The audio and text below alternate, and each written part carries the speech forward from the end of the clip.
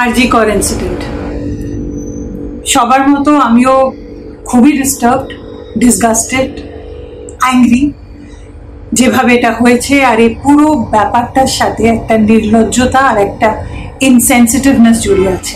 যে কোনো মেয়ে যে পাবলিক ট্রান্সপোর্টে ট্রাভেল করেছে তাদেরকে জিজ্ঞেস করবেন, তারা ডেফিনেটলি এক্সপিরিয়েন্স করেছে, অ্যান্ড তারা বলবে how they feel being groped and pinched every day. আমি বলছি ইভ টিজিং আর মলেস্টেশন থেকেই শুরু হওয়া উচিত। It should be crushed at the root level. And I also feel sad যে আমাদের এত লিবারেল স্ট্রং ফেমিনিস্ট ভয়েসেস আছে, তাদেরকে আমি শুনতে পাচ্ছি না, দে আর নট সেইং মাচ।